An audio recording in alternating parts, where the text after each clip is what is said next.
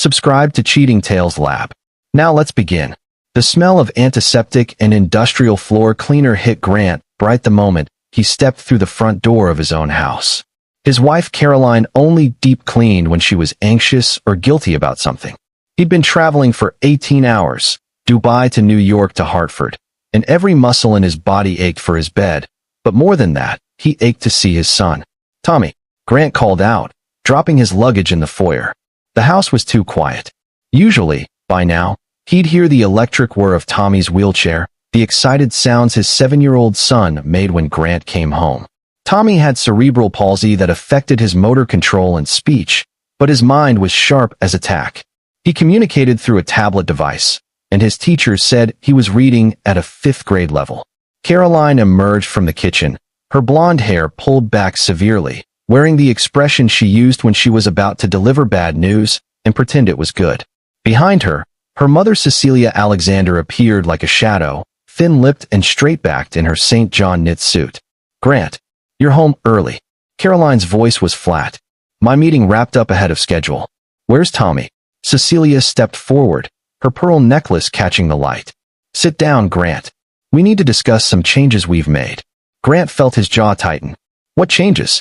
Where's my son?" "Don't be dramatic," Cecilia said, walking to the leather chair she'd claimed as her own ever since moving into their guest house 6 months ago after Grant's father-in-law died.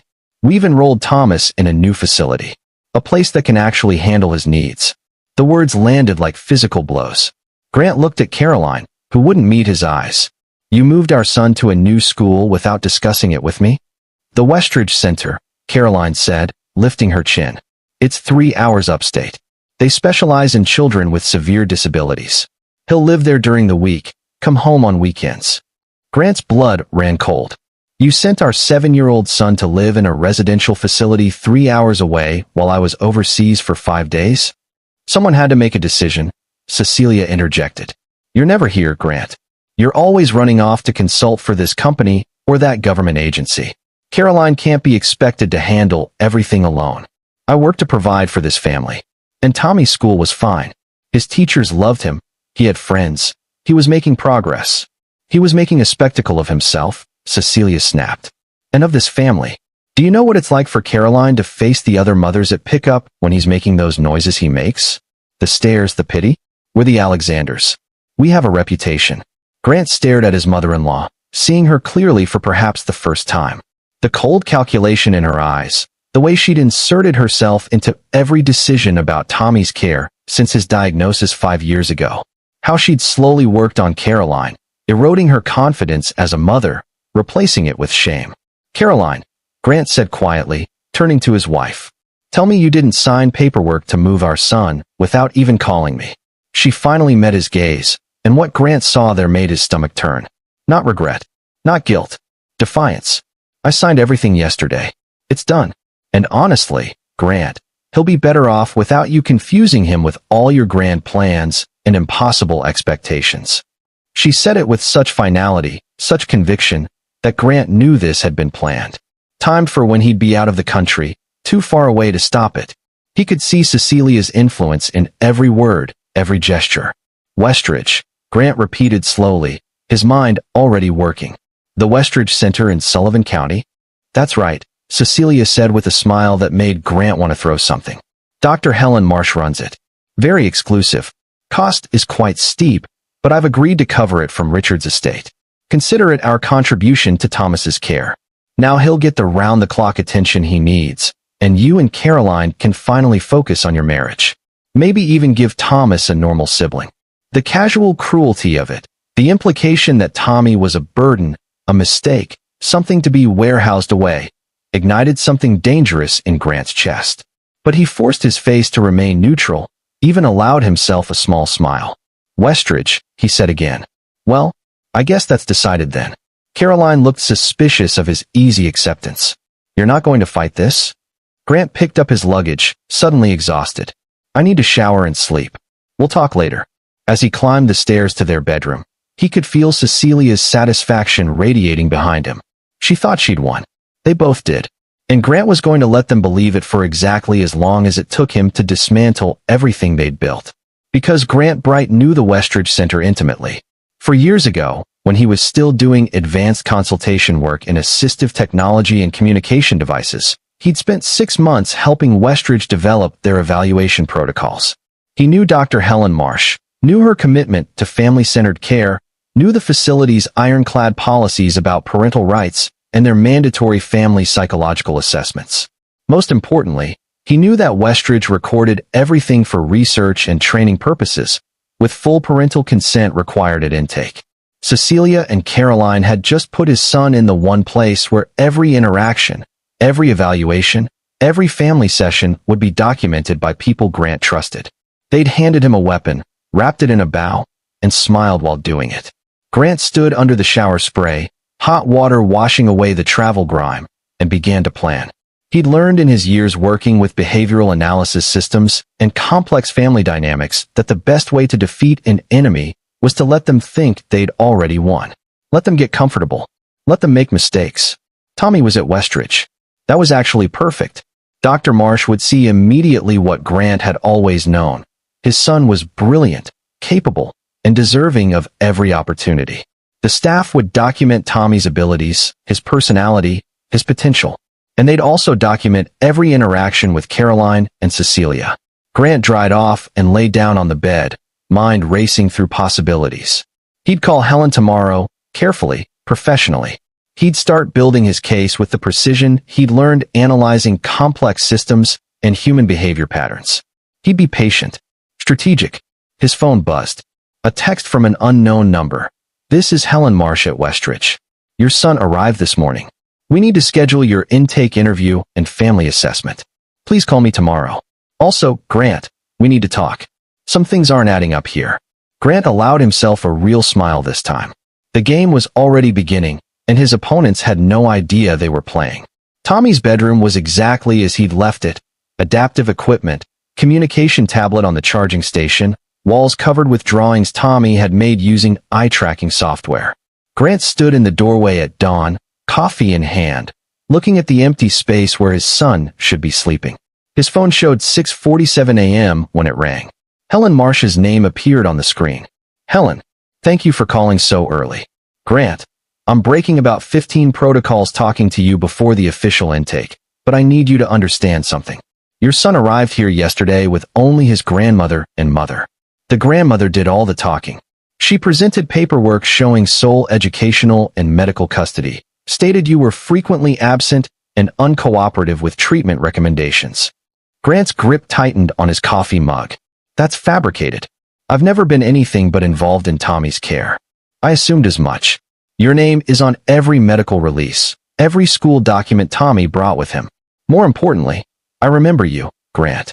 I remember the man who spent 6 months developing communication protocols because he believed every child deserved a voice, regardless of their physical limitations. That man wouldn't abandon his son. What exactly did Cecilia tell you?" Helen's voice carried carefully controlled anger. She painted a picture of a father who treated his son's disability as a personal failure, who pushed Tommy too hard, who refused to accept his limitations, who made the family dynamics toxic with unrealistic expectations. She positioned this placement as a rescue mission. And you believed her? Not for a second. Which is why I'm calling. Grant, our intake protocol requires both parents to complete separate psychological assessments and interviews within the first week of placement. It's policy, no exceptions. Cecilia claimed you'd refuse, that you'd signed off on this placement but wouldn't participate in ongoing care. She lied. I was overseas when this happened. I came home to find my son gone and my wife telling me it was already done. Silence on the other end of the line. Then, I need you to come to Westridge today.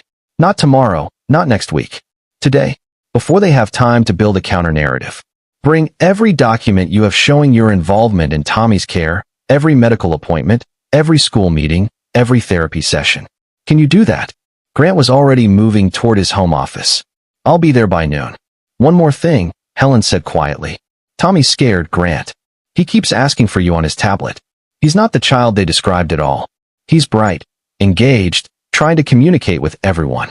But he's 7 years old, and he doesn't understand why his father isn't here. The pain in Grant's chest was physical. Tell him I'm coming. Tell him I didn't know where he was. But I'm coming. After Helen hung up, Grant sat at his desk and pulled out the filing cabinet where he kept copies of everything related to Tommy. 5 years of documentation. Every diagnosis letter, every IEP meeting summary, every therapy progress note. Photos of him and Tommy at appointments, at the park, doing homework together. Grant had learned early that when you had a disabled child, you documented everything because you never knew when someone would question your competence as a parent. He'd never imagined he'd need this protection from his own wife. Grant spread the documents across his desk, organizing them chronologically. A pattern emerged that he'd been too close to see before. 6 months ago, right after Cecilia moved into the guest house following her husband's death, Caroline had started canceling couples therapy. She'd stopped forwarding Tommy's school emails to Grant. She'd begun making unilateral decisions about Tommy's care during the weeks Grant traveled for work. Grant pulled out his laptop and started a timeline. Every trip he'd taken in the past 6 months, every decision made while he was away, every time Cecilia had been present when Caroline discussed Tommy's needs. The manipulation was textbook. Isolate the target, control information flow, create a narrative where Grant was the problem. His office door opened. Caroline stood there in her robe, eyes narrowed. "Who were you talking to at this hour?" "Work," Grant said easily, not looking up from his laptop. "Project in Singapore has questions." "You're going back overseas already?" "Later this week." "What?" He met her gaze, keeping his expression neutral. Caroline's jaw worked like she wanted to say something, but was stopping herself. "Finally, Mother thinks we should start looking at couples counseling. She knows an excellent therapist." "Of course she does," Grant said. "I'm actually fine with that. But first, I need to go to Westridge. The facility requires both parents to complete intake interviews. They called this morning to schedule." The color drained from Caroline's face. "That's not. Mother said she handled everything. Apparently Westridge has mandatory policies about parental involvement. We both need to go up there, complete assessments, tour the facility with Tommy. It's standard procedure." Grant stood, gathering his documents into a briefcase. "I'm heading up there this afternoon. Do you want to come with me, or should I go alone?" "I'll talk to Mother first." Caroline practically fled from the room. Grant listened to her footsteps running down the hall, heard the urgent knocking on the guest house door. Within minutes, he heard raised voices. Caroline's panicked, Cecilia's sharp and commanding. They were scrambling, trying to figure out how to maintain control of a situation that was slipping away from them. Grant's phone buzzed with a text from his older brother, Jeremy Bright. "Heard Caroline's mother moved in with you guys. Everything okay?" Jeremy lived 2 hours away, worked as a prosecutor in the district attorney's office. They'd grown up close, but had drifted apart after Grant married Caroline. The Alexanders didn't encourage family connections with the Brights. They considered Grant's middle-class background unsuitable, tolerated only because Grant made good money and had elite professional connections. Grant replied, "Need to talk to you soon. Can you take a personal day tomorrow?" "Important." "Done. Come by tonight if you need." Laura's asking about Tommy. Laura was Jeremy's wife, a special education teacher who'd always adored Tommy and had been quietly furious about the way Cecilia treated him. Grant made a decision. He'd need allies for what was coming, people who could be trusted, who had professional credibility. He texted back, "Tonight. Don't tell anyone I'm coming." By the time Grant finished packing his briefcase, Cecilia was knocking on his office door. She entered without waiting for permission, her face arranged in what she probably thought was a reasonable expression. "Grant, Caroline tells me you're planning to drive to Westridge today. That's unnecessary. I can handle the administrative details." "Both parents are required, Cecilia. It's facility policy." "Yes. Well, I'm sure they can make an exception. I've already established a relationship with Dr. Marsh. Helen Marsh and I worked together 4 years ago," Grant said, watching Cecilia's carefully maintained composure crack. "I helped develop some of their assessment protocols. She's expecting me at noon." Cecilia's eyes went cold. "I see. How convenient that you failed to mention this connection before." "You failed to mention you were moving my son 3 hours away before doing it," Grant countered. "So I guess we're both full of surprises." "Your son," Cecilia said with a thin smile, "is exactly where he needs to be. Away from your constant pushing, your refusal to accept his limitations, your anger at having a defective child." "Finish that sentence," Grant interrupted, his voice deadly quiet, "and you'll regret it. My son is not defective. My son is brilliant and capable, and deserving of every opportunity in life. If you or anyone else in this house believes otherwise, then you don't belong anywhere near him. Cecilia drew herself up. Caroline is his mother. She has every right to make decisions about his care. If you try to interfere with this placement, if you try to turn Westridge against us, I'll make sure every family court judge in this state knows about your anger issues, your absences, your inability to accept reality. Document it, Grant said. I encourage you to try.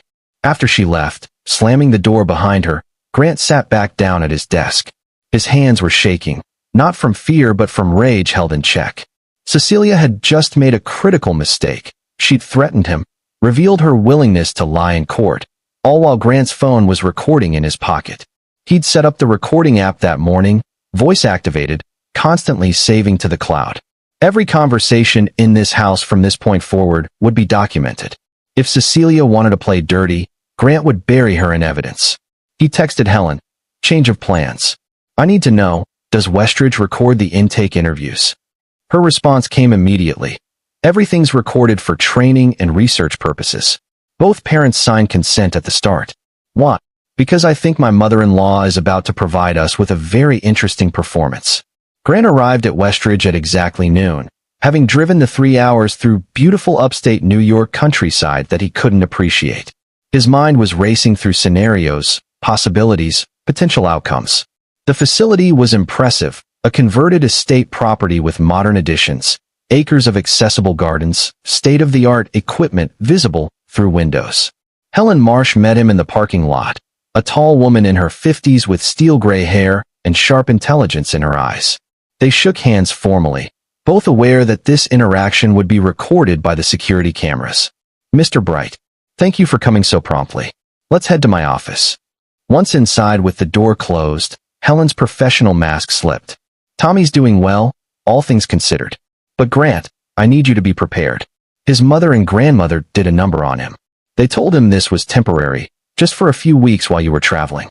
They didn't tell him this was supposed to be a permanent placement. Because Caroline knows Tommy would have fought it if he understood, Grant said. She manipulated him the same way she manipulates everything else. Helen pulled up a video file on her computer. This is from yesterday's arrival interview. Watch. The screen showed Tommy in his wheelchair, his communication tablet in his lap, Caroline sitting beside him looking uncomfortable, and Cecilia dominating the conversation. Helen's voice from off-screen asked Tommy questions, but before Tommy could use his tablet to respond, Cecilia interrupted. He can't really communicate complex thoughts, Cecilia said on the recording. The device is more for simple requests. Yes, no, bathroom, that sort of thing. On the screen, 7-year-old Tommy's face showed clear frustration. He typed something on his tablet, and the synthesized voice said, "Not true. I can say everything I think." Cecilia laughed, the sound condescending. See? He thinks he's communicating, but it's really just programmed responses. His father filled the device with phrases. Tommy doesn't actually understand what they mean. The look on Tommy's face, betrayal, hurt, anger, made Grant want to put his fist through the wall. Keep watching, Helen said quietly. The interview continued, with Tommy growing increasingly agitated as Cecilia described him as severely impaired, unable to handle regular classroom settings, disruptive to other students. Then Helen asked Caroline directly, "Mrs. Bright, do you agree with this assessment of Tommy's capabilities?" Caroline had hesitated, and in that pause, Grant could see her struggling. For a moment, he thought she might push back, might defend their son. Instead, she said, "My mother has more experience with these things than I do. I trust her judgment." And Tommy's father? What's his perspective? Grant refuses to accept reality. Cecilia interjected.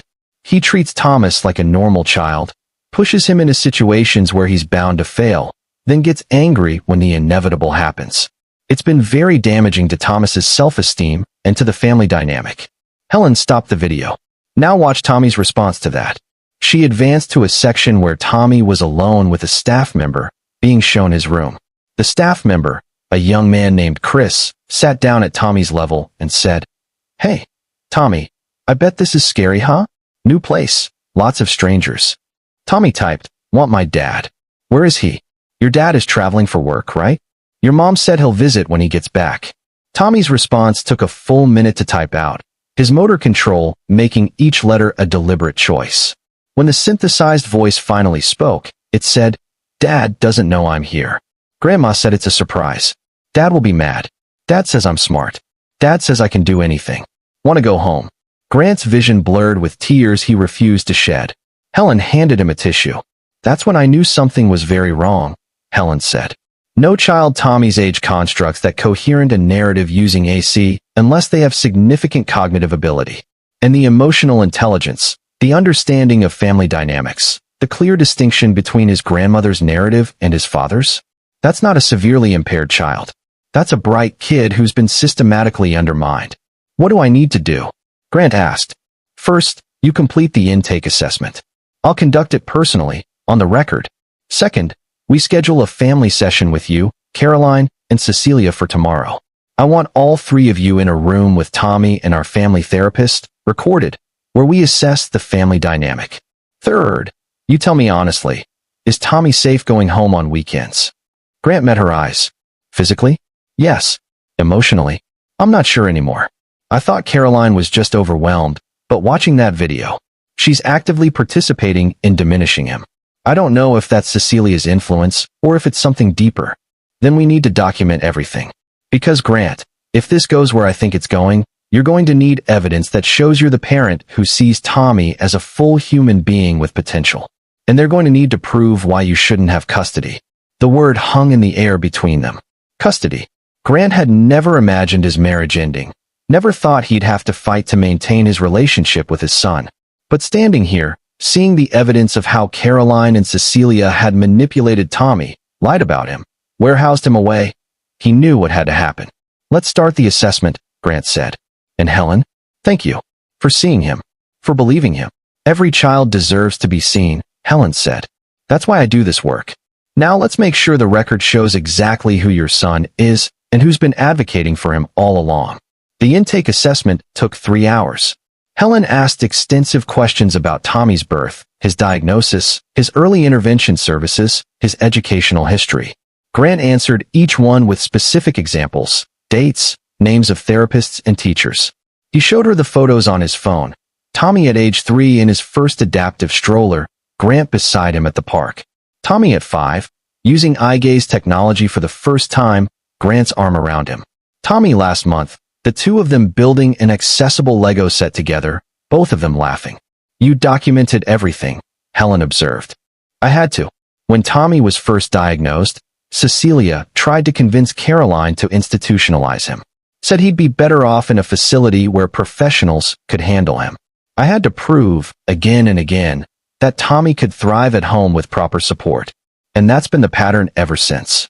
Cecilia undermines every bit of progress. When Tommy learned to use his communication device, she claimed it was just programmed responses. When he started reading, she said he was just memorizing shapes. When his teachers praised his cognitive abilities, she suggested they were being patronizing.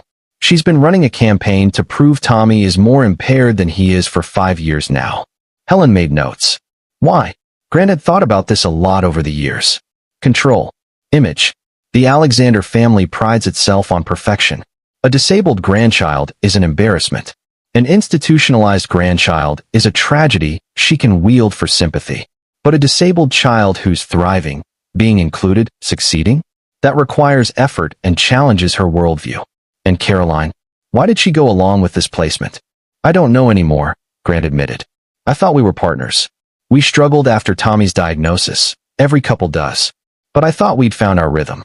Lately, though, since her father died and Cecilia moved in, Caroline's changed. Or maybe she just stopped hiding what she always thought. When the assessment concluded, Helen walked Grant to Tommy's room. His son was with an occupational therapist, working on hand strengthening exercises. The moment Tommy saw Grant, his face transformed. Dad, the synthesized voice was loud enough to startle the therapist. Grant dropped to his knees beside Tommy's wheelchair, pulling his son into a hug. Tommy's arms came up awkwardly but with clear intent, holding onto Grant's neck. I'm here, buddy. I'm right here. Tommy pulled back, typing frantically on his tablet. The words came fast. Didn't know where you were. Grandma said surprise for you. This place is nice, but wanted to tell you first. Not mad at me. Never mad at you, Grant said fiercely. Tommy, listen to me. I didn't know you were coming here. I was traveling for work, and when I got home, you were already gone. Grandma and Mom didn't tell me. But I'm here now, okay? I'm going to figure this all out. Tommy's eyes, so like Grant's own, showed understanding beyond his years. He typed, Grandma lies about me a lot. The therapist looked uncomfortable. Grant glanced at her, then back at Tommy. Yeah, buddy. She does. But the people here, Dr. Marsh and everyone else, they're going to see how smart you are. They're going to see the real you. Can you show them that for me? Tommy nodded, then typed, Going home soon? Grant's heart cracked. We'll figure it out. I promise. He spent 2 more hours with Tommy, reading together, playing adaptive games, just being present. The staff observed everything, making notes. Grant didn't care. Let them document every interaction. Let them see what a father looked like when he actually loved his son. On the drive back, Grant called Jeremy. I need your legal expertise. And I need to know, if I file for divorce and fight for custody, what are my chances? His brother's response was immediate. Come over now. Laura and I will help you figure this out. By the time Grant pulled into Jeremy's driveway in a suburban neighborhood that felt like a different world from the Alexander Estate property, the sun was setting. Jeremy and Laura Bright met him at the door, both of them radiating concern. Tell us everything, Jeremy said. So Grant did. He told them about coming home to find Tommy gone, about Cecilia's machinations, about the video recordings Helen had shown him, about Tommy's message that Grandma lies about me a lot.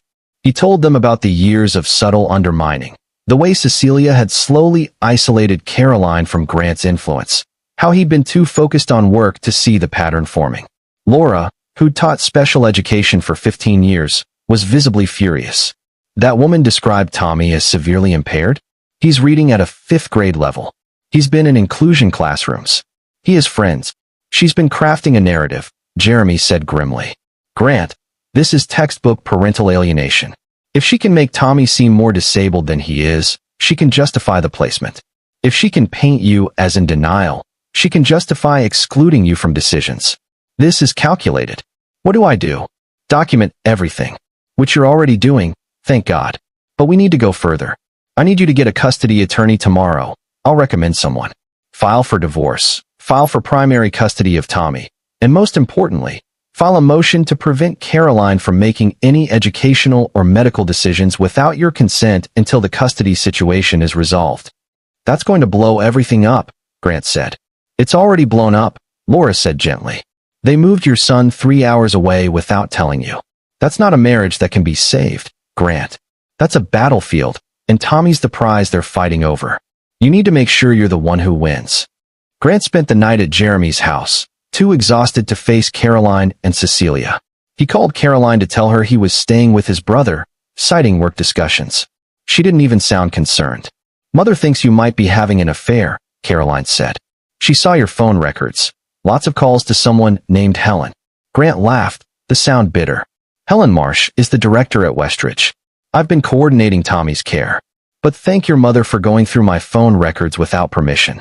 That'll be useful in court. Court. Caroline's voice went shrill. What are you talking about? Family session tomorrow at Westridge. 1 p.m. Dr. Marsh is expecting all 3 of us. You, me, and Cecilia. If you don't show up, she'll note it in Tommy's file. See you there, Caroline. He hung up before she could respond. Tomorrow, everything would be recorded.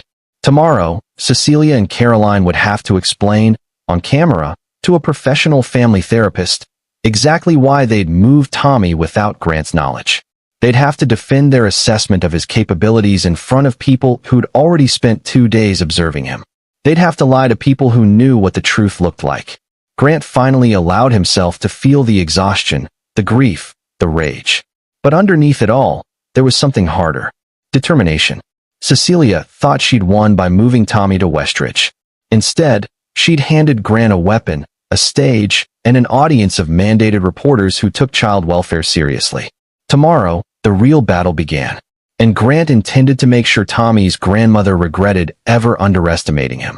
The family therapy room at Westridge was carefully designed to be non-threatening. Comfortable chairs arranged in a circle, natural light, neutral colors. Grant arrived early and met briefly with Dr. Helen Marsh and the facility's family therapist, a woman named Dr. Rita Santos. Remember, Dr. Santos said. My job today is to observe family dynamics and assess Tommy's emotional well-being in context of his family relationships. I'm going to ask direct questions, and I need honest answers. The goal is to understand what's best for Tommy. Understood, Grant said. What will you be looking for specifically? Who speaks for Tommy? Who speaks over Tommy? Who makes assumptions about his abilities versus who asks him directly? How Tommy responds to each family member. Nonverbal cues. Power dynamics. She paused. And I'll be watching for any signs of parental alienation or manipulation. Caroline arrived exactly at 1 p.m., dressed in designer casual, where that probably cost more than most people's monthly rent. Cecilia was with her, wearing another perfect suit, her expression set in patient condescension. Neither of them expected to see Jeremy and Laura Bright sitting in the waiting area. What are they doing here? Cecilia demanded. Supporting their nephew, Jeremy said mildly. We won't be in the session, but we're here for Tommy. This is a private family matter. Which is why we're staying in the waiting room, Laura interrupted. But we're not leaving the building until we see Tommy. Dr. Santos emerged before the argument could escalate. Mrs. Bright, Mrs. Alexander, Mr. Bright, let's go ahead and get started. Tommy's waiting in the therapy room.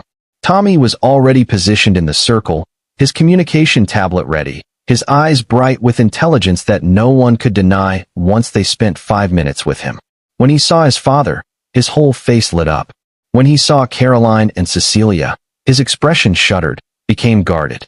Dr. Santos noticed. So did the cameras recording everything. Thank you all for coming, Dr. Santos began. Tommy, are you comfortable? Do you need anything before we start? Tommy typed. I'm good. Excellent.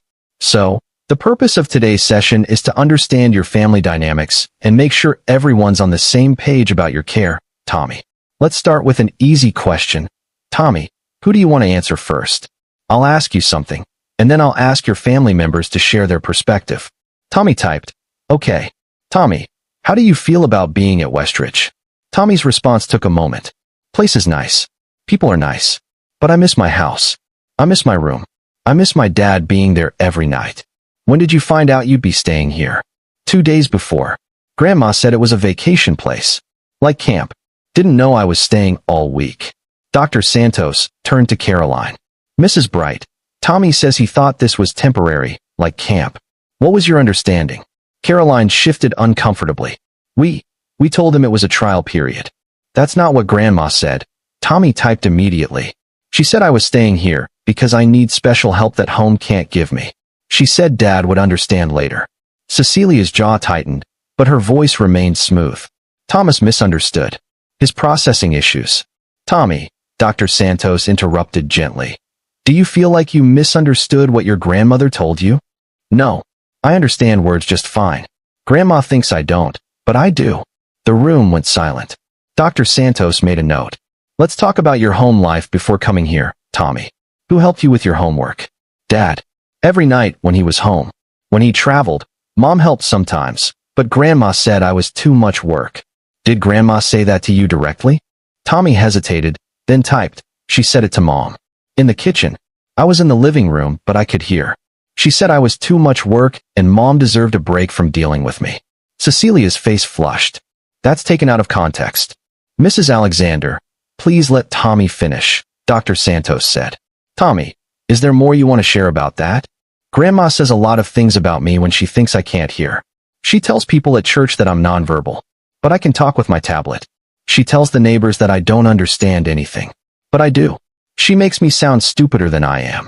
The word stupider hung in the air. Grant wanted to reach over and hug his son, but he forced himself to stay still. Let this play out. Dr. Santos turned to Grant. Mr. Bright, what's your understanding of Tommy's cognitive abilities? My son is brilliant, Grant said simply. He reads at a 5th grade level. He understands complex math concepts. He has a sophisticated sense of humor. His cerebral palsy affects his motor control and his speech, but his mind is sharp. Anyone who spends real time with him knows that. And yet the intake paperwork describes Tommy as severely cognitively impaired with minimal communication abilities.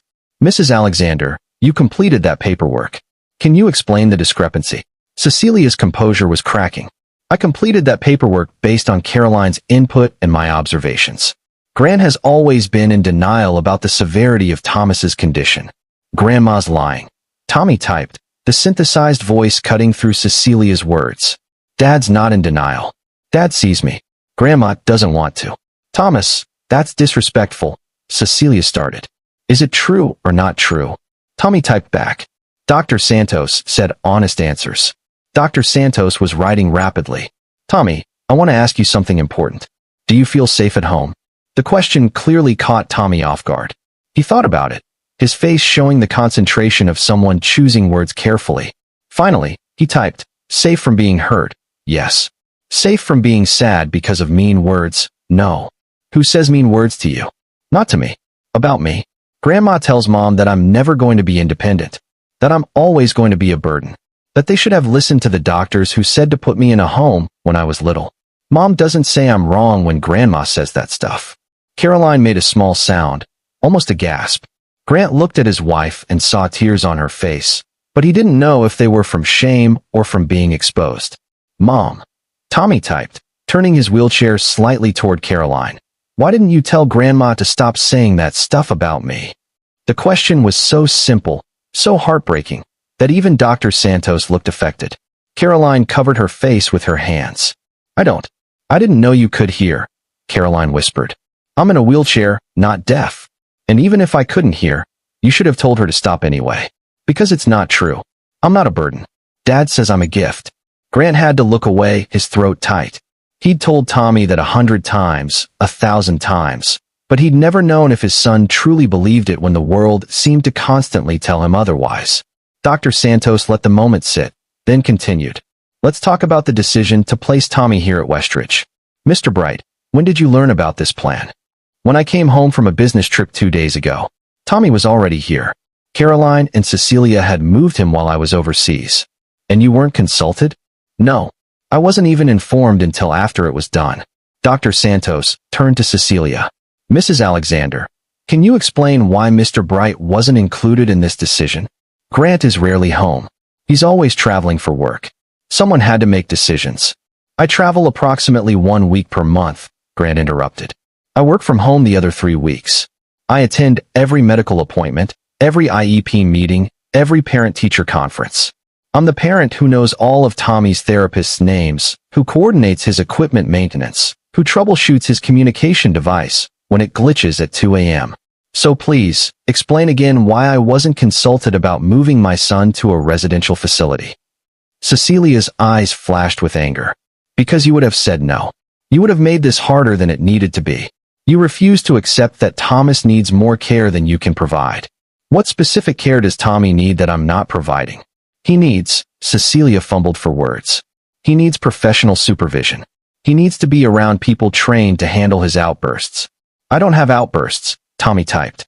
I get frustrated sometimes when people talk to me like I'm stupid, but I don't have outbursts. Dr. Santos looked at Cecilia. Has Tommy had documented behavioral issues at school or at home? Silence. Caroline finally spoke up, her voice small. No. He's generally a happy kid. Then I'm confused about the reasoning behind this placement, Dr. Santos said. Tommy is cognitively intact, emotionally regulated, and by all accounts thriving in his home environment with appropriate support. Westridge is a wonderful facility, but we typically serve children who need intensive therapeutic intervention or whose families cannot provide adequate care at home. From what I'm seeing, Tommy doesn't fit that profile. He needs to be with his peers, Cecilia tried. Other disabled children who understand him. I have friends at regular school, Tommy typed. They understand me fine. Disability doesn't mean I only want disabled friends. Grant watched his 7-year-old son dismantle his grandmother's arguments with simple truth, and he'd never been prouder. But he also saw the calculation in Cecilia's eyes, the way she was regrouping, looking for another angle. The cost of Tommy's care at home is unsustainable, Cecilia said finally. The equipment, the modifications, the therapy. Caroline can't manage it alone when Grant is traveling. I pay for all of Tommy's care, Grant said flatly. His equipment, his modifications, his therapy. I handle all the coordination with insurance and vendors. Caroline's involvement is minimal because that's how she wanted it. She said it was too stressful to deal with medical bureaucracy. Caroline flinched. Dr. Santos made another note. It seems to me, Dr. Santos said carefully, that we have a fundamental disagreement about Tommy's needs and capabilities. Mr. Bright sees Tommy as a capable child who needs specific support. Mrs. Alexander seems to see Tommy as more impaired and in need of institutional care. Mrs. Bright, you haven't said much. What's your perspective? Caroline looked between her mother and Grant, trapped. I don't know anymore. Mother was so certain that this was the right thing. She said Tommy would be happier here, that Grant was putting too much pressure on him to be normal. What pressure? Grant asked. Give me one example of me putting inappropriate pressure on Tommy.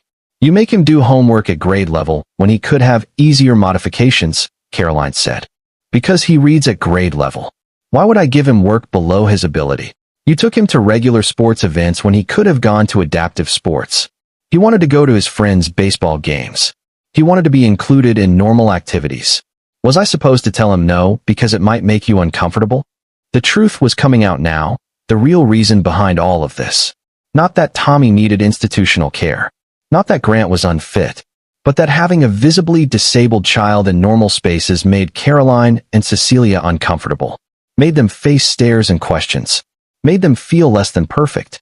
Tommy had been sitting quietly, but now he typed something long enough that everyone waited. Finally, the words came. I don't want to stay here. I want to go home with Dad. This place is nice, but it's not my home. My room is at home. My stuff is at home. My life is at home.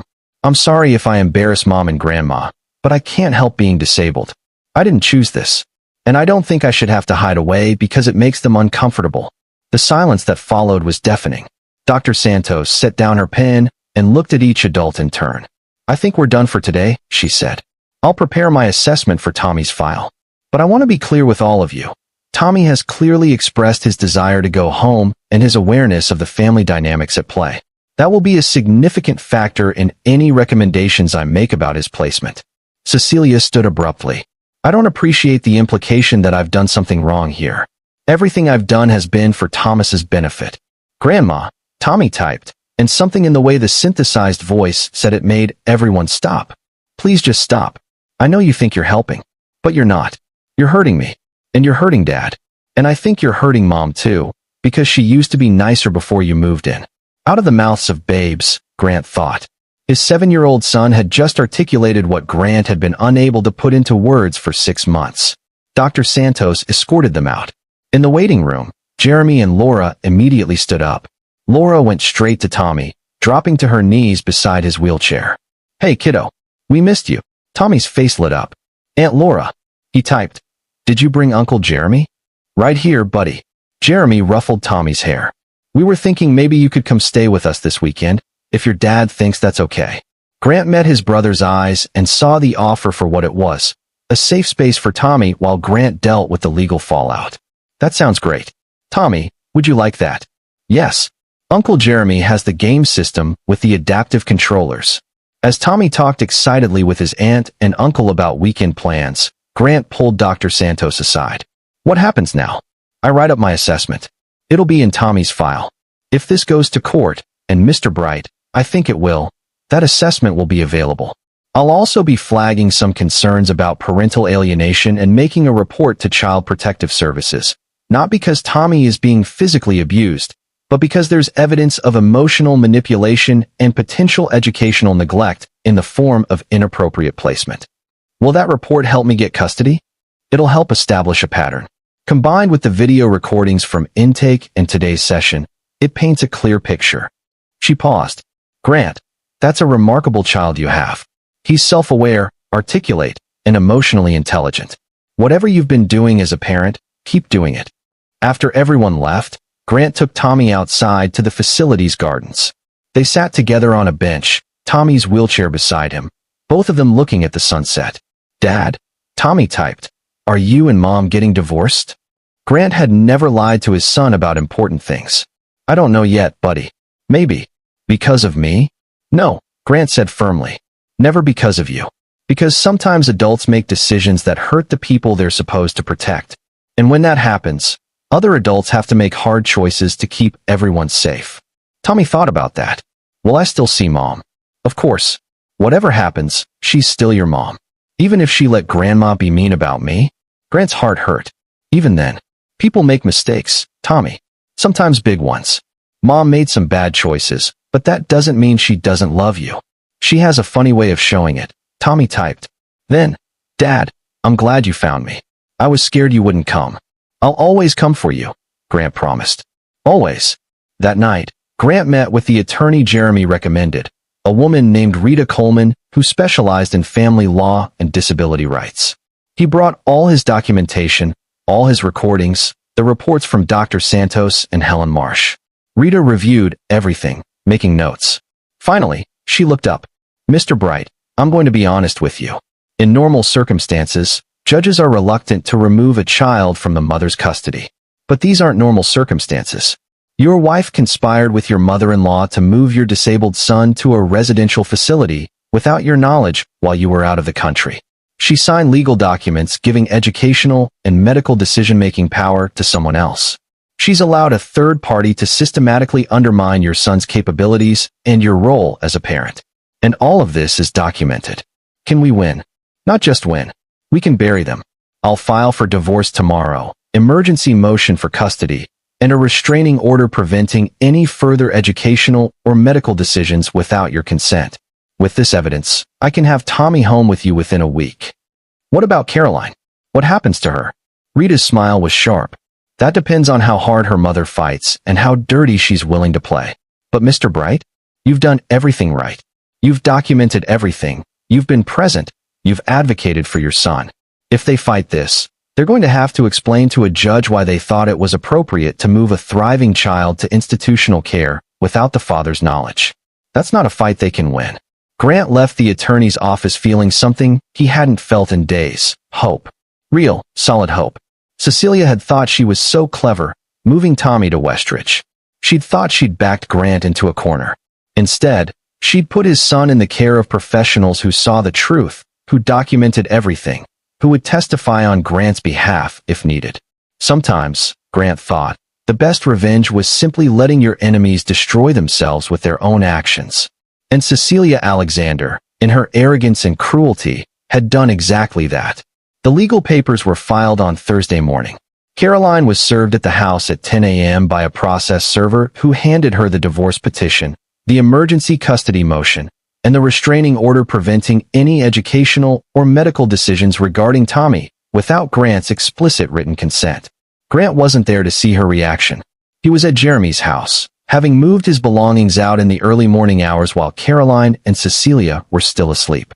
Everything he needed fit in his car, clothes, laptop, personal items. Everything that mattered was already with him, his documentation, his evidence, and his son's unconditional love.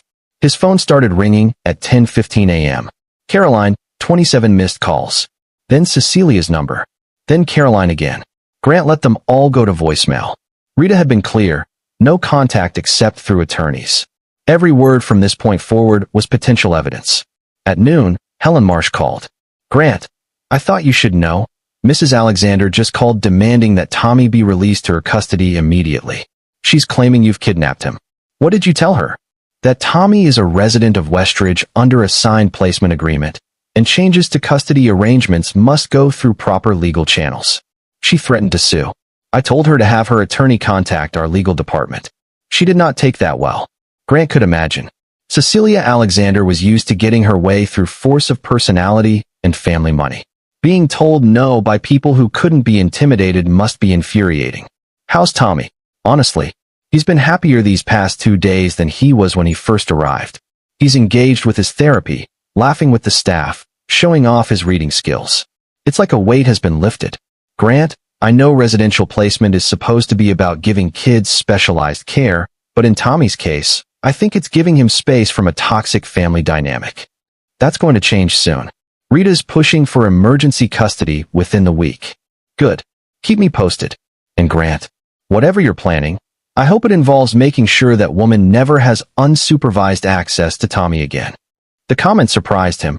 Helen was usually so professional. You really don't like Cecilia, do you? I've been doing this work for 25 years, Helen said. I've seen a lot of difficult family situations. But there's a difference between parents who are struggling and parents who are cruel. Cecilia Alexander looks at your son and sees an embarrassment to manage. That's not love. That's narcissism. And narcissists don't suddenly develop empathy when confronted with their behavior. They just get better at hiding it. After they hung up, Grant sat in Jeremy's backyard with his brother, both of them drinking coffee in the afternoon sun. "You doing okay?" Jeremy asked. "I'm about to blow up my entire life. My marriage is ending. I'm fighting for custody of my son, and I'm about to make an enemy of one of the wealthiest families in the state. So no, not really okay. But Tommy will be okay. That's what matters." "Is it always this ugly?" "Divorce." Jeremy, who'd prosecuted enough family violence cases to know the worst of humanity, shook his head. "Not always. Some people manage to split amicably, put their kids first, act like adults. But when there's a power imbalance, when one party is used to controlling everything, yeah, it gets ugly." They don't see divorce as the end of a relationship. They see it as a loss of property. Cecilia sees Tommy as property. Damaged property that reflects badly on the family brand. Then it's a good thing you're taking him away from her. Jeremy paused. "Grant, I need to tell you something. I did some digging into the Alexander family finances. Cecilia's spending patterns since her husband died are concerning." "How so?" "She's been moving money around. Large amounts. Richard Alexander's estate was worth about $12 million.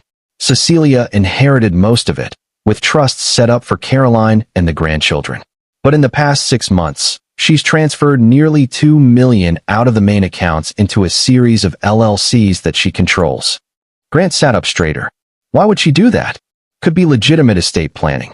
Or she could be hiding assets in anticipation of a legal fight. If she thinks you might go after her money in a custody battle, she want to make it look like she has less than she does." "Can you prove it?" "Not my area of expertise, but I know a forensic accountant who could, if you want to pursue it." Grant thought about it. Cecilia had used her money as a weapon for years. The threat of cutting Caroline off, the promise of trust funds for Tommy if they did things her way, the implication that Grant couldn't provide the same lifestyle. If her finances were questionable. "Set up a meeting with the forensic accountant," Grant said. "And Jeremy? Thank you. For everything. That's what family does. Now come on, Laura's making her famous chili for dinner, and she's been stress baking all day. We have approximately 70 cookies that need to be eaten." On Friday morning, Rita called with news. Judge Paulson agreed to an emergency hearing Monday at 9 a.m. Caroline's attorney filed a counter motion claiming you abandoned the marital home and are trying to alienate Tommy from his mother. The judge wants to hear from both parties and review the evidence before making a temporary custody decision. What are our chances? With the video evidence from Westridge? And the documentation of your involvement versus Caroline's? I'd say 80% in our favor. But Grant, you need to be prepared. Caroline's attorney is Marcus Webb. He's expensive, he's ruthless, and he specializes in high-asset divorces. He's going to paint you as an unreasonable father who can't accept his son's disabilities and who's weaponizing the legal system against a grieving widow and her daughter. Cecilia is hardly grieving. Doesn't matter. It's a narrative that plays well. Wealthy widow trying to help her struggling daughter care for a severely disabled grandchild, opposed by an absent father with a hero complex. Webb will make it sound sympathetic. Then we counter with the truth. Tommy's not severely disabled. Caroline's not struggling. She's choosing not to parent. And I'm not absent. I'm the only one who's been actually present in Tommy's life. That's exactly what we'll do. But Grant, be ready. They're going to come at you hard. The weekend passed in a strange bubble. Grant visited Tommy at Westridge both days, bringing books and art supplies, just spending time together. Tommy seemed to sense something big was happening, but didn't push for details. They talked about school, about Tommy's friends, about what games they'd play when Tommy came home. When I come home, Tommy typed on Saturday afternoon. Can we redecorate my room? Maybe make it more grown-up. Absolutely. Whatever you want. And Dad, can we not invite Grandma over for a while?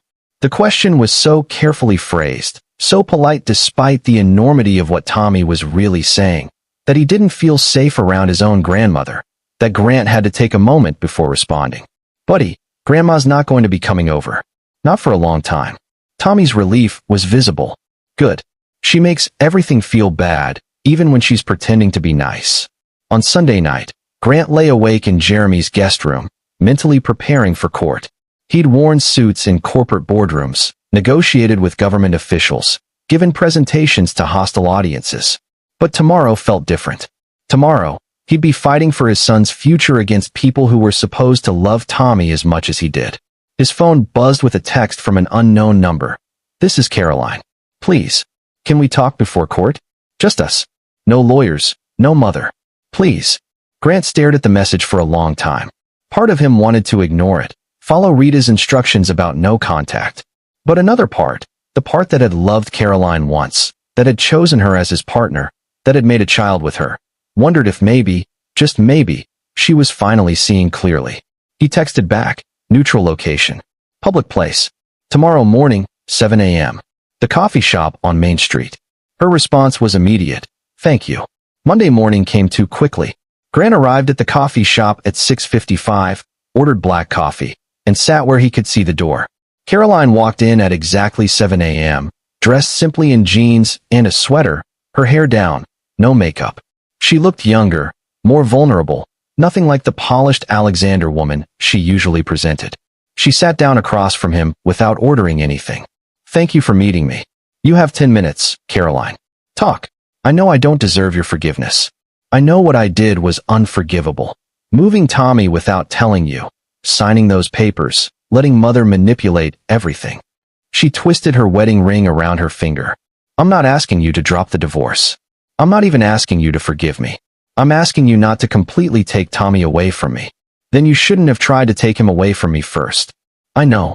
God, Grant, I know. I don't even know what I was. Confused? Overwhelmed?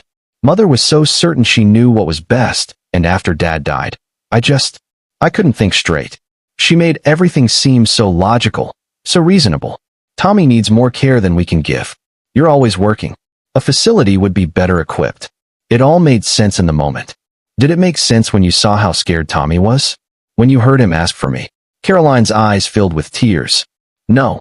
That's when I knew we'd made a terrible mistake. But Mother said he'd adjust, that children are resilient, that he'd thank us later.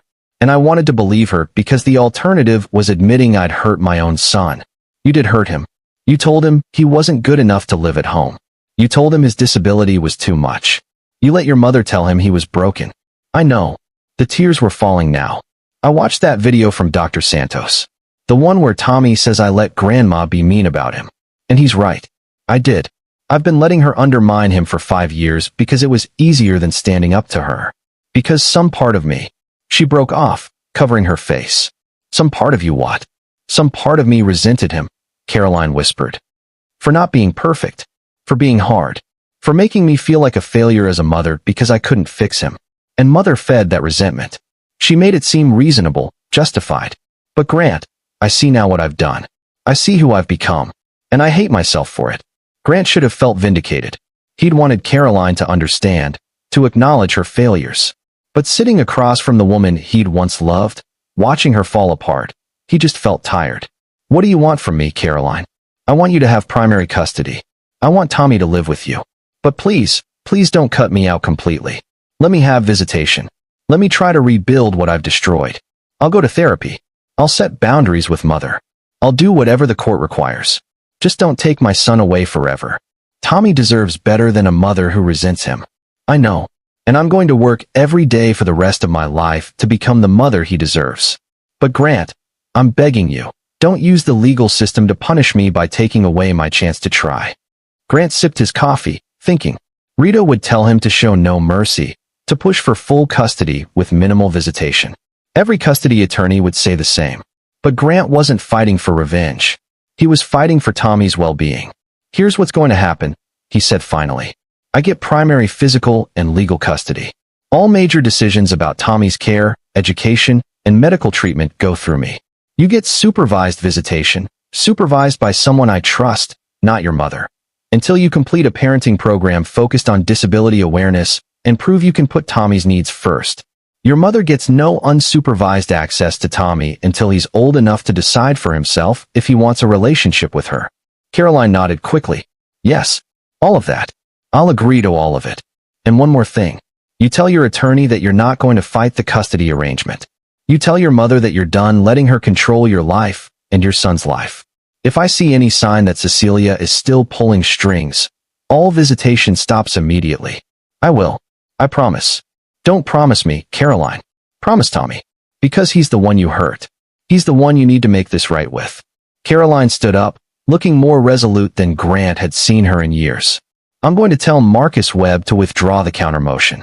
And I'm going to tell Mother that I'm moving out of the house, getting my own place, and if she wants any kind of relationship with me going forward, she needs to respect my boundaries, which include not interfering with Tommy's custody arrangement. Grant watched her leave, and for the first time in weeks, he felt something shift. Maybe not hope exactly, but possibility. The possibility that Caroline could change, could become the mother Tommy deserved. It wouldn't happen overnight, and it would require work, but the fact that she was willing to try mattered. At 9 a.m., Grant sat in family court with Rita Coleman on his right and Jeremy in the gallery behind him. Caroline sat across the aisle with Marcus Webb, and notably, Cecilia was nowhere to be seen. Judge Paulson, a woman in her 60s with sharp eyes and the demeanor of someone who didn't tolerate nonsense, reviewed the paperwork. I've read both motions and the evidence provided. Before we proceed, I understand there's been a development. Marcus Webb stood.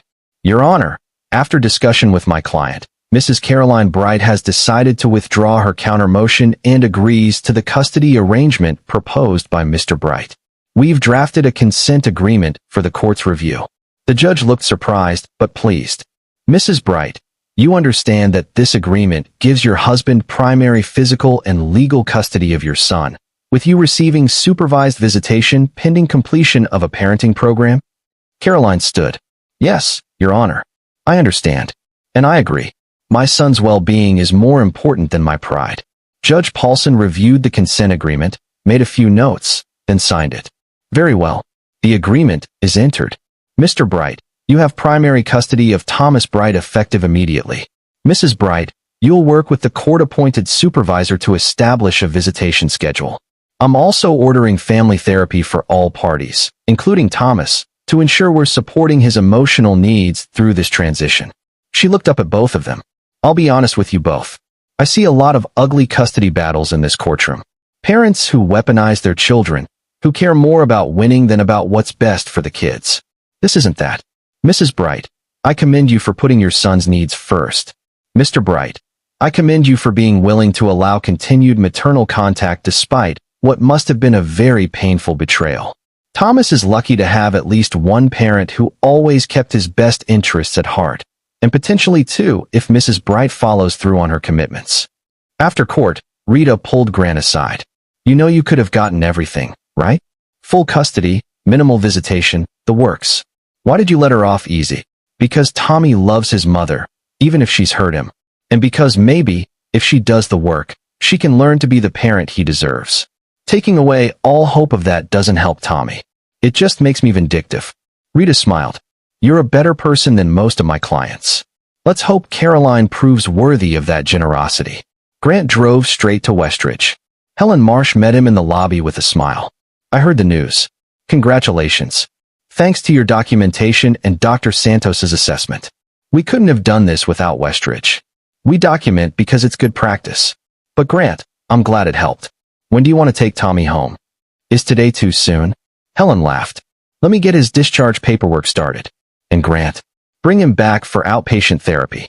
He's made good progress here, and I'd like to continue supporting his development. Absolutely.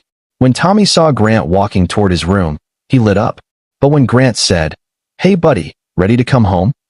Tommy's expression shifted through confusion, hope, and disbelief in rapid succession. Really? For good. For good.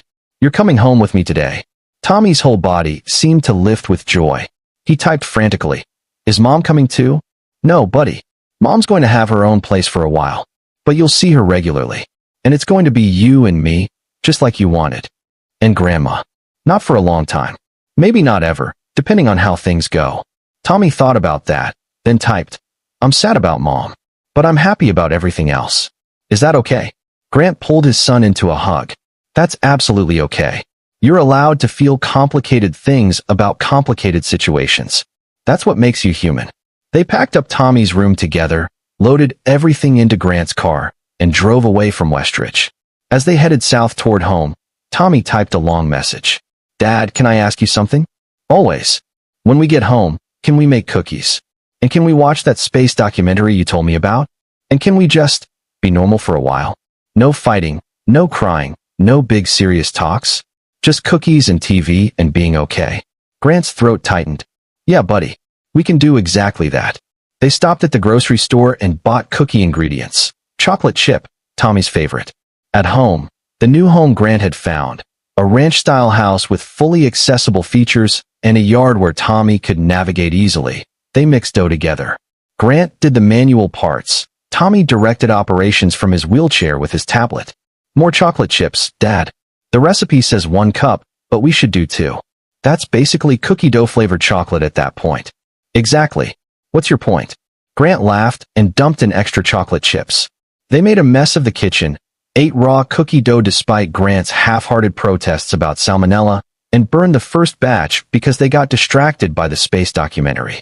It was imperfect and chaotic and absolutely perfect. Cecilia Alexander did not take defeat gracefully. The first sign came 3 days after Grant brought Tommy home, when his attorney Rita called with a warning. Cecilia's filed a grandparents' rights petition. She's claiming that you're denying her access to Tommy and that it's harmful to their relationship. She's also alleging that you're poisoning Tommy against her. Grant, who was helping Tommy with homework at the kitchen table, felt his blood pressure spike. She has no relationship with Tommy to harm. She spent 5 years undermining him. I know, and that's what we'll argue. But Grant, she's hired an attorney even more expensive than Marcus Webb, Victor Kane. He's known for taking scorched earth approaches to family law cases. This isn't going to be easy. What does she want?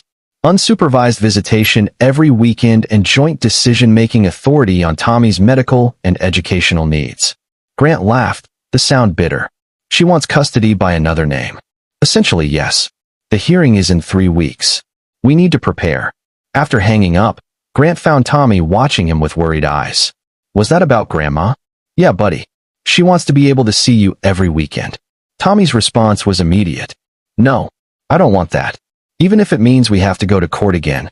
Tommy typed for a long moment, choosing his words carefully. Grandma never made me feel good about myself. She always made me feel like I was broken and wrong. I don't want to spend every weekend feeling broken and wrong. I'm not broken, Dad.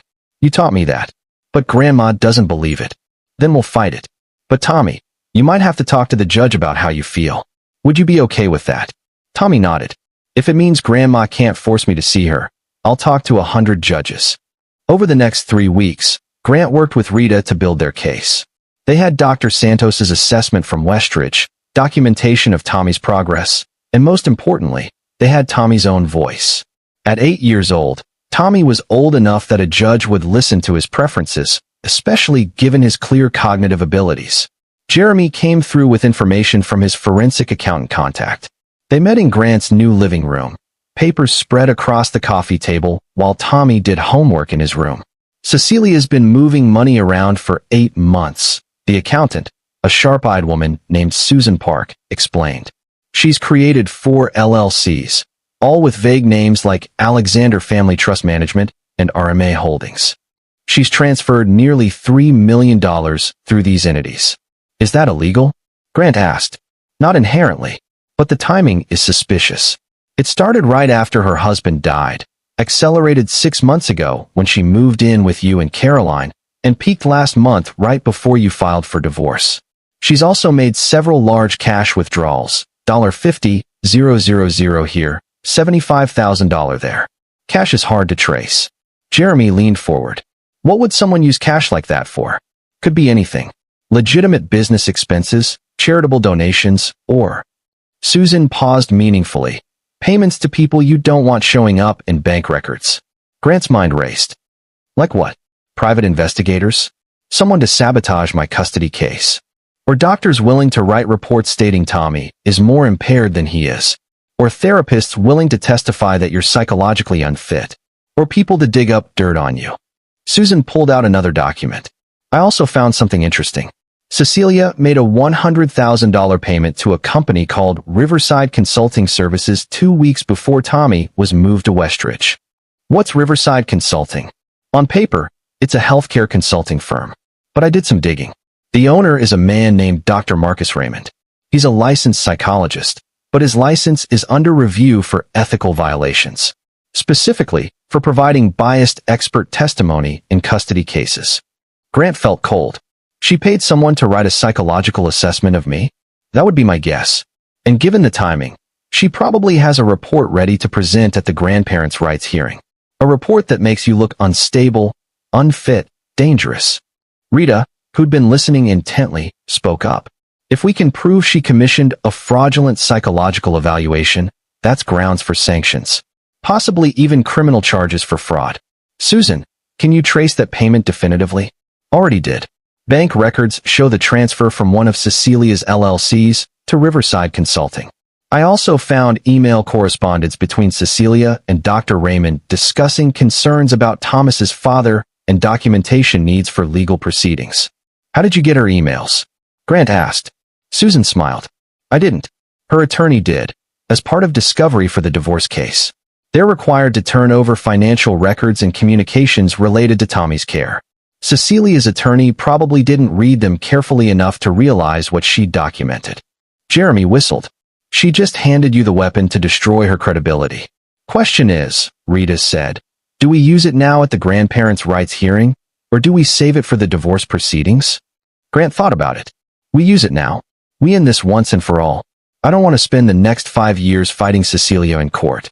I want Tommy to be able to grow up without her shadow hanging over him. Then we'll need Tommy to testify, Rita said.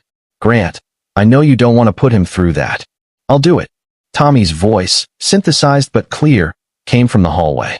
He wheeled into the room, his expression determined. I heard what you were talking about, and I'll talk to the judge, because Grandma needs to know she can't buy her way into controlling my life. Grant had never been more proud and more heartbroken at the same time. His 8-year-old son shouldn't have to testify against his own grandmother. But Tommy was right. This needed to end. The grandparents' rights hearing was held in the same courtroom where Grant had won custody. Judge Paulson presided again, and she looked distinctly unimpressed as Cecilia's attorney, Victor Kane, made his opening statement about a loving grandmother being cruelly denied access to her only grandchild. Mrs. Alexander has been instrumental in Thomas's care since his diagnosis, Kane argued. She's provided financial support, emotional support, and practical help to a struggling family. To deny her the right to maintain a relationship with her grandson is not only cruel, but harmful to Thomas's well-being.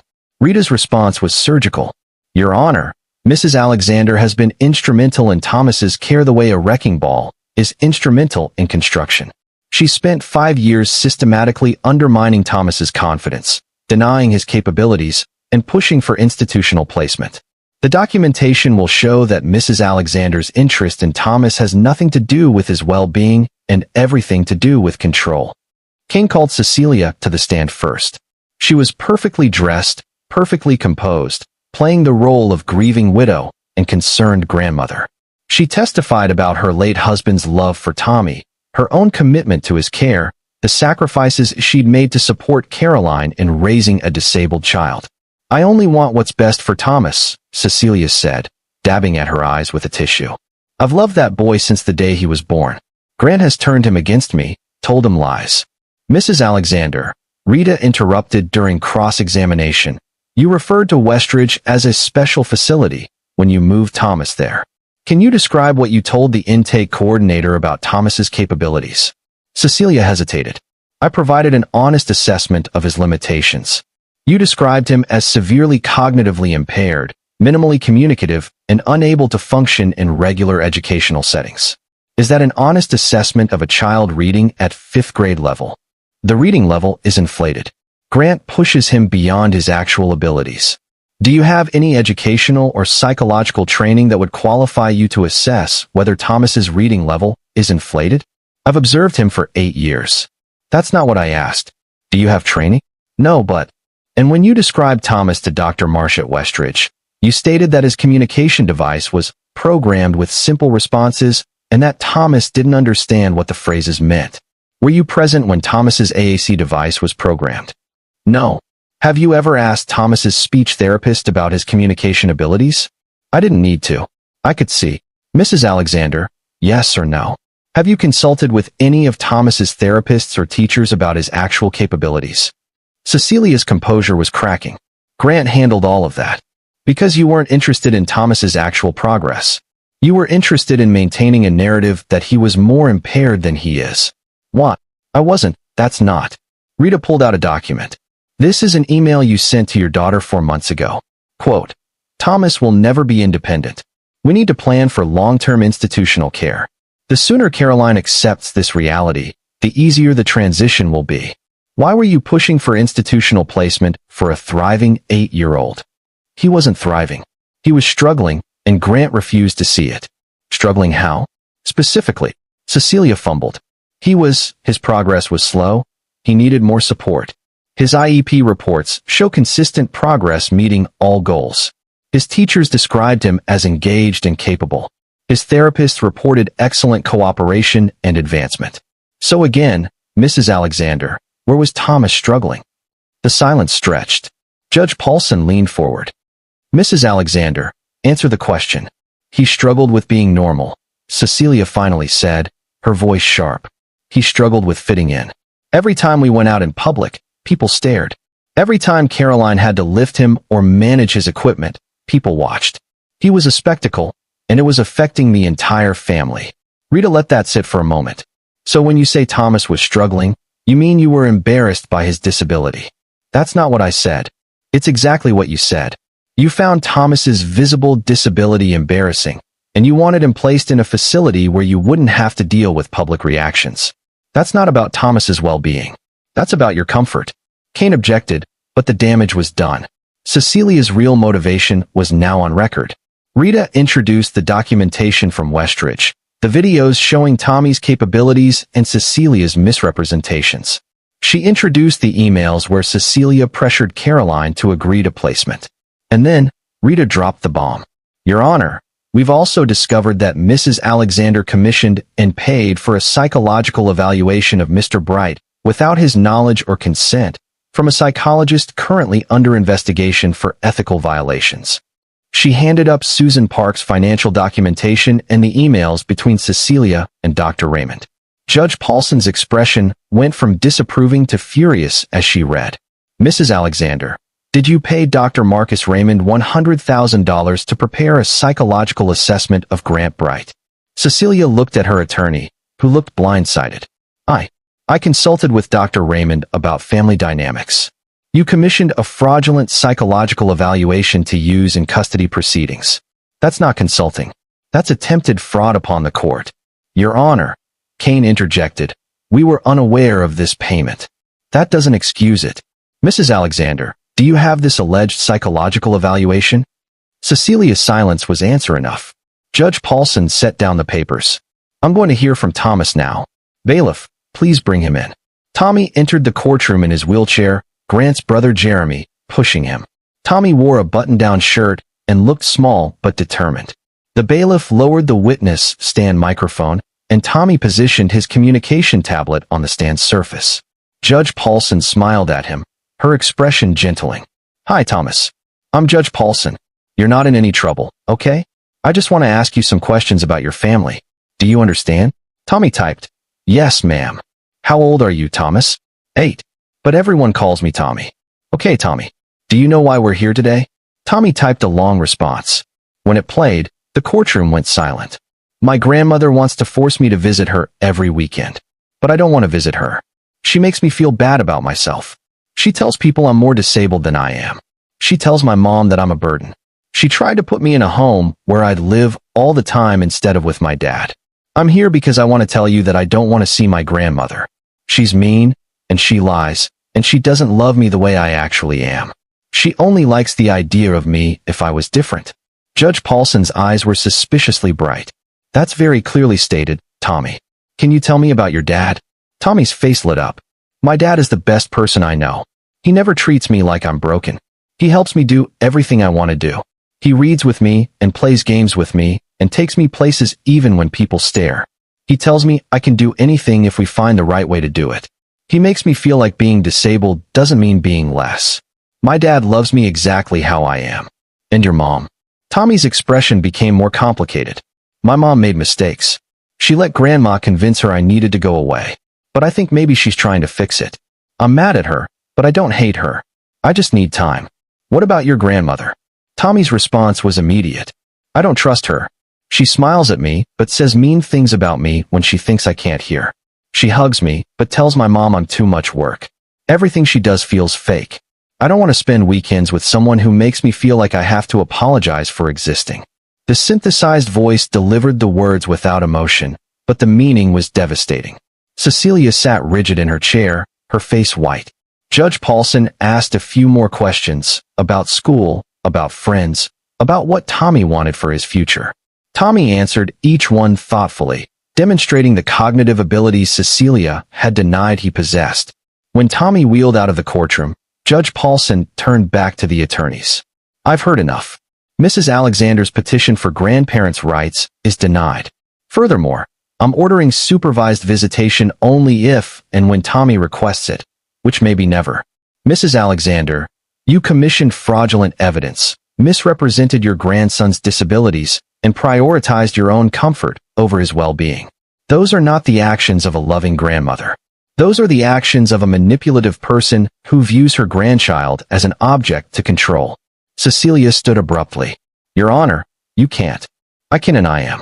This hearing is concluded. Mr. Bright, take your son home. Mrs. Alexander, I strongly suggest you reflect on your behavior before attempting any further legal action, because if you come before me again with this kind of documented misconduct, I'll refer the matter to the State Bar for investigation into your attorney's conduct, and possibly to law enforcement regarding fraud. Outside the courtroom, Grant found Tommy with Jeremy and Laura. Tommy looked drained but relieved. Did I do okay? He typed. Grant pulled him into a hug. You did perfect. You were brave and honest, and I'm so proud of you. Is Grandma going to leave us alone now?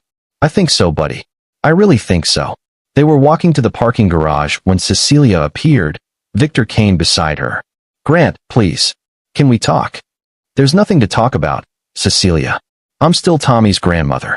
You can't just cut me out. Watch me. Grant kept walking. I could appeal. I could take this further. Grant turned back, his voice cold. You could.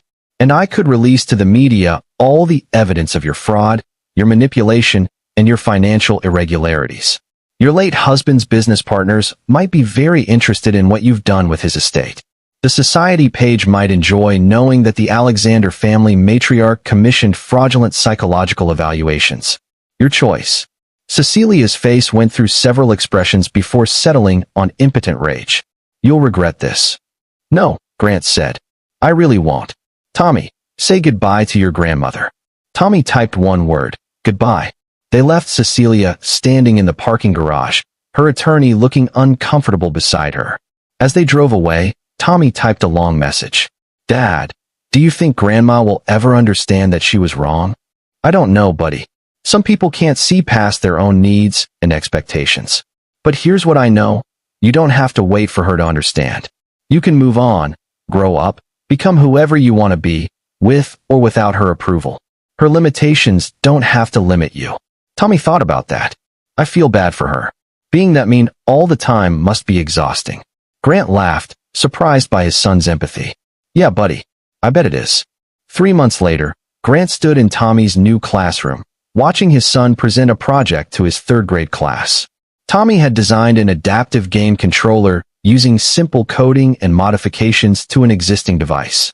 His presentation explained the problem. Many games weren't accessible to people with motor control issues. His solution, remapping buttons and adding alternative input methods, and his demonstration, playing a video game using eye tracking and voice commands.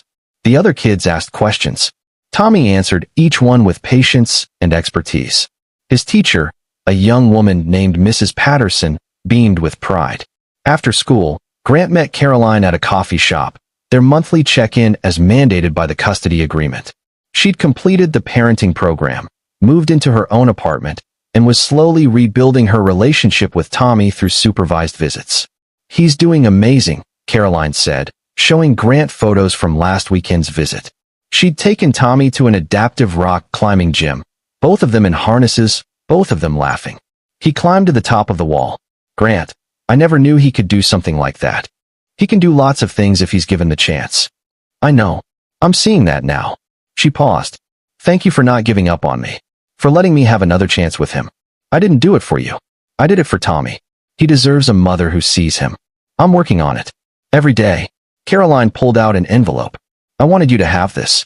It's a letter I wrote to Tommy, but I'm not ready to give it to him yet. I'm using it in therapy, working through everything I did wrong. But I want you to keep it, just in case something happens to me, so he knows I understood what I did and that I was sorry." Grant took the letter, tucking it away. "Are you okay?" "That sounds ominous." "I'm fine. Just realistic about the fact that actions have consequences. Mother's not speaking to me. The family's ostracized me for betraying them by agreeing to the custody arrangement. I've lost most of my friends. Starting over at 35 is hard. But you're doing it." "Yeah, I am." She smiled, and it was the first genuine smile Grant had seen from her in years. "It's weird. I have so much less than I did 6 months ago. But I'm happier. Lighter. Like I've been carrying this heavy thing for years, and I finally put it down. That thing was your mother's expectations. And my own shame about Tommy. And my fear of being less than perfect." Caroline looked down at her coffee. "The Alexander family is big on appearances. Being perfect, looking perfect, hiding anything that might make us seem weak. Tommy's disability shattered that illusion, and instead of adjusting my worldview, I tried to hide him away so I could maintain the lie. That was monstrous." "Yeah," Grant agreed. "It was. But you're facing it now. That counts for something." They talked for another hour, carefully rebuilding something that wasn't quite friendship but was no longer adversarial. When they parted, Grant felt something unexpected, hope that maybe Caroline would find her way back to being the woman he'd once loved, even if they could never go back to being married. At home, Tommy was doing homework at the kitchen table, Jeremy helping him with math word problems. Grant's brother had become a regular presence, stopping by several times a week, being the uncle Tommy deserved. "Dad," Tommy called out when Grant entered. "Uncle Jeremy says he'll take me to the baseball game this weekend if you say it's okay. The stadium has adaptive seating and captioning for the announcements." "Sounds great, buddy." After Jeremy left, Grant and Tommy settled in for their evening routine. Dinner, reading time, Tommy's physical therapy exercises, then a show they both liked about space exploration. Ordinary moments that felt extraordinary because they'd been so close to losing them. "Dad," Tommy said during a commercial break, "do you think I'll ever walk?" It was a question Tommy rarely asked, had learned not to ask because too many adults gave him false hope or condescending pity. But Grant had always tried to give honest answers. "I don't know. Your doctors say probably not without significant medical intervention, and those interventions come with risks. But here's what I know. You don't need to walk to be complete.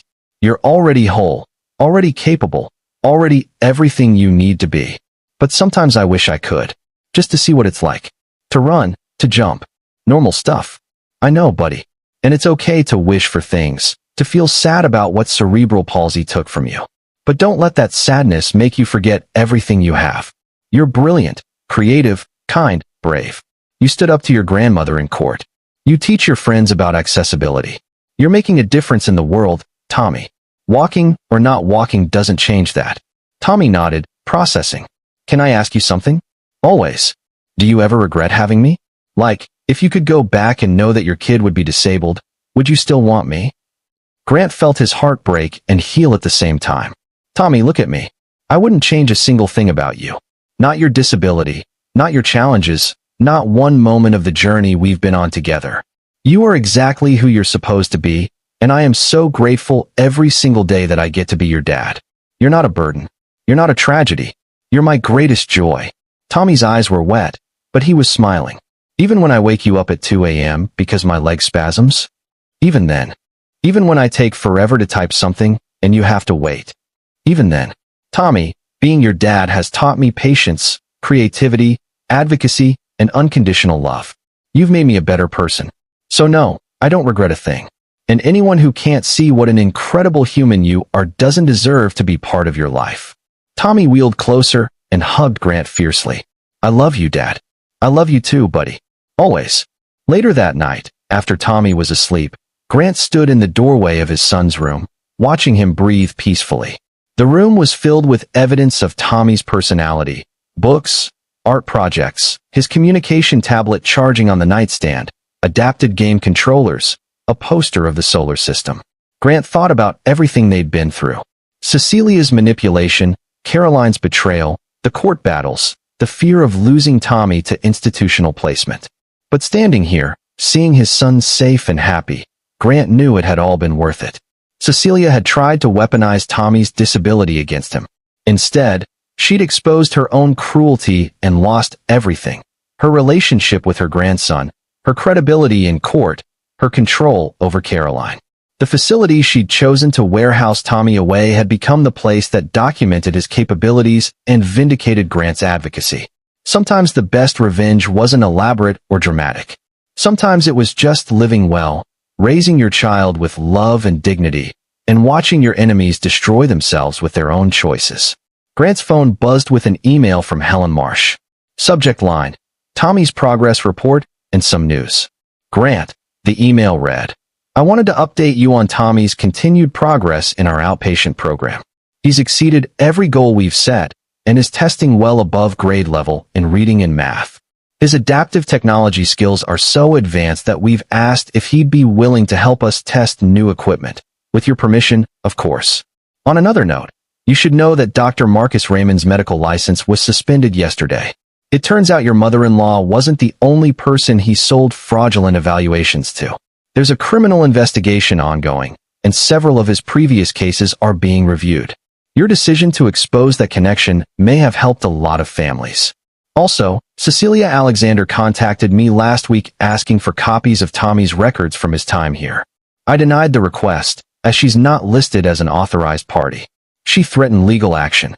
I told her to proceed if she wishes, as we have nothing to hide, and I'd be happy to testify about my interactions with her. She hung up. Keep up the good work with that amazing kid of yours. He's going to do great things. Grant smiled and texted back a thank you. Then he forwarded the email to Rita Coleman, just in case. You never knew when you'd need documentation. The next morning, Grant woke to find Tommy already awake, typing on his tablet at the kitchen table. You're up early, buddy. Couldn't sleep. I was thinking about something. Tommy turned his wheelchair to face Grant. I want to write a blog. About being a disabled kid, about my experiences. Mrs. Patterson said I'm a good writer. And I think maybe other kids like me would like to know they're not alone. Grant sat down, struck by his son's empathy and emotional intelligence. That's a great idea. We'd need to be careful about privacy, use a pseudonym maybe. But yeah, I think you could help a lot of people with your story. Can we call it Wheels and Words? Like, my wheelchair and my communication device. Perfect. Let's set it up this weekend. Over the following months, Tommy's blog gained followers. Other parents reached out, other disabled kids, teachers looking for perspective. Tommy wrote about adaptive technology, about dealing with ableism, about the things that made him feel seen versus the things that made him feel invisible. He wrote about his grandmother, not naming her, but describing the experience of having family members who couldn't accept his disability. One post went viral. I don't need to be fixed. I need to be supported. There's a difference. Grant watched his son find his voice, his platform, his purpose. And he thought about how Cecilia had tried so hard to silence Tommy, to make him small and manageable. Instead, she'd given him a story that resonated with thousands of people, an example of overcoming family rejection, a reason to help others. 6 months after the grandparents' rights hearing, Susan Park called with final news about Cecilia's finances. The IRS is investigating her for tax fraud, Susan reported. Those cash withdrawals and hidden LLCs? She didn't report any of it. She's looking at significant penalties, possibly criminal charges. And the estate attorney for her late husband's business found that she'd been systematically draining accounts that were supposed to be held in trust for charitable foundations. There are civil suits coming. Is any of that my concern? Grant asked. Not unless she tries to come after you for more custody challenges. But Grant, between the tax fraud, the civil suits, and the criminal investigation into Dr. Raymond's activities where she's named as a co-conspirator, Cecilia is going to be busy defending herself for years.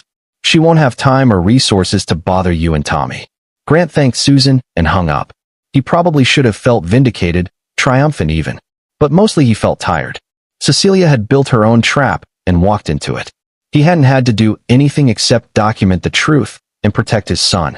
On Tommy's 9th birthday, they threw a party at the Adaptive Recreational Center, rock climbing, wheelchair basketball, a gaming tournament with all accessible equipment. Tommy's friends from school came, kids with and without disabilities, all of them just being kids together. Caroline showed up with a thoughtful gift and stayed to help supervise, earning small smiles from Tommy. Jeremy and Laura were there, along with Helen Marsh and some of the staff from Westridge who'd become friends. Cecilia was not invited and did not attend. As Grant watched Tommy laughing with his friends, using his communication device to trash talk during the gaming tournament, he realized this was what victory looked like. Not his ex-mother-in-law in handcuffs or his ex-wife groveling. Just his son, happy and thriving and surrounded by people who saw him for who he was. That night, after everyone had left and Tommy was asleep, Grant pulled out Caroline's letter. He'd never opened it, kept it sealed in his desk drawer. But tonight, he felt ready. Dear Tommy, it began. By the time you read this, I hope I've already told you all of these things in person. But just in case I haven't, just in case I lose my courage or lose my chance, I need you to know. I was wrong. About everything. About you, about your capabilities, about what you deserve from a mother. I let fear and shame and your grandmother's manipulation convince me that your disability was something to hide, to fix, to apologize for. I tried to make you smaller so I could feel more comfortable. That was unforgivable. You are not broken. You never were. Your cerebral palsy is part of you, but it doesn't define you. You are brilliant, creative, brave, and kind. You are everything a mother could hope for in a son. And the fact that I couldn't see that I let your grandmother convince me otherwise, is my greatest failure. Your father saw you from day one. He advocated for you, believed in you, fought for you when I was too weak to do the same. He's the parent you deserved. I'm trying to become that parent too, but I know I have years of damage to undo. I'm sorry, Tommy. For every time I made you feel less than. For every time I let your grandmother speak poorly of you. For moving you to Westridge without telling your father. For not being strong enough to stand up for you when you needed me most. I hope someday you can forgive me. But even if you can't, know that I see you now. All of you. And I'm in awe of the person you're becoming despite my mistakes, not because of anything I did. You deserve better. You deserve better. And I'll spend the rest of my life trying to give you that. Love, Mom. Grant folded the letter back up, feeling something complicated for Caroline. She'd hurt Tommy, betrayed their family, made terrible choices. But she was facing those choices now, doing the work, trying to change. That took courage too. Maybe that was the real lesson in all of this. People could change if they chose to. Caroline chose to face her failures and grow. Cecilia chose to double down on her cruelty and control. And Grant, he chose his son. Every time, in every way. That's what being a parent meant. In his room, Tommy slept peacefully, surrounded by birthday gifts and evidence of a life filled with love and possibility. Outside, the world was full of challenges he'd have to face. Ableism, barriers, people who wouldn't see his worth. But he'd face them with his father beside him, teaching him that disability didn't mean defeat, that different didn't mean less, and that sometimes the people who tried to diminish you ended up destroying themselves instead. Grant returned the letter to his desk drawer, turned off the lights, and went to bed. Tomorrow was a new day, with new opportunities for Tommy to shine and prove to the world exactly what 8 years of unwavering parental advocacy could build. And somewhere across town, Cecilia Alexander sat in her empty mansion, surrounded by lawyers and legal documents, facing the consequences of a lifetime spent trying to control and diminish others. The facility she'd chosen to warehouse her grandson away had become the instrument of her downfall. Tommy's voice, which she'd tried to silence, had echoed in a courtroom and sealed her defeat. Her own actions, documented and preserved, had destroyed her credibility and exposed her cruelty. She tried to trap Grant by moving Tommy to Westridge. Instead, she trapped herself with her own machinations. And there was a beautiful, perfect justice in that. Sometimes you didn't need elaborate revenge. Sometimes you just needed to let the truth speak for itself and let your enemies destroy themselves with their own poison. Grant fell asleep thinking about Tommy's blog post that had gone viral. I don't need to be fixed. I need to be supported. It was a lesson Cecilia had never learned. But Tommy had learned it. Caroline was learning it. And together, they'd all move forward. Some toward growth and healing, others toward the consequences of their choices. And in the end, that's exactly how it should be. This is where our story comes to an end. Share your thoughts in the comments section. Thanks for your time. If you enjoy this story, please subscribe to this channel. Click on the video you see on the screen, and I will see you there.